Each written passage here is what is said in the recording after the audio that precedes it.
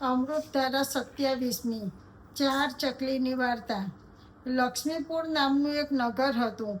પવિત્ર પરસોત્તમ માસ આવતા ભાવિક નર નારી નદીએ સ્નાન કરવા જવા લાગ્યા।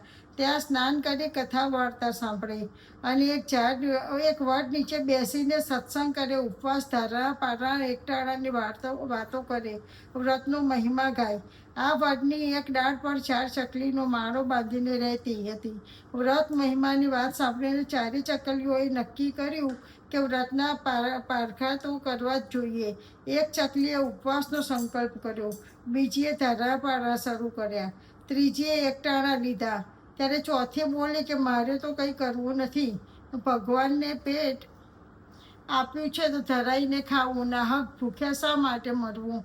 હવે બન્યું એવું કે પવિત્ર પરસોત્તમ માસના છેલ્લા દિવસે 4 ચકલીઓ મૃત્યુ પામી અને 4 નગર શેઠના ઘેર જન્મી। શેઠને સંતાનમાં એક દીકરો જ હતો। વારા ફરતી 4 લક્ષ્મી જન્મી, તેથી શેઠના આનંદનો પાર ન રહ્યો। 4 દીકરીને 5મો દીકરો લાડ્યો કોડ્યો ઉછરવા લાગ્યા। સમય જતાં દીકરીઓ ઉંમરવાન થઈ।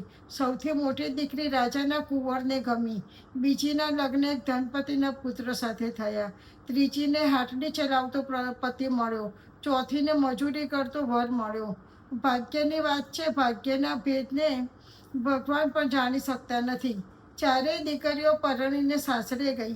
બીજા વર્ષે શેઠે દીકરાના લગ્ન લીધા। દીકરીઓને તેડાવી, ધામધૂમથી દીકરાને પરણાવ્યો। દીકરીઓને આગ્રહ કરીને રોકી।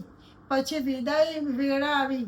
મોટી દીકરીને 20 સોનામોહર આપી, બીજીને 15 સોનામોહર આપી, ત્રીજીને 10 સોનામોહર આપી અને સૌથી નાની દીકરીને 1 જોડી કપડાં દીધા।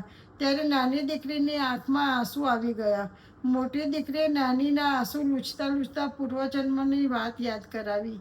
નાનીએ તત્કાળ પરસોત્તમ વ્રત કરવાનો સંકલ્પ કર્યો। પરસોત્તમ માસ આવતા પૂર્ણ શ્રદ્ધાથી વ્રત કર્યું।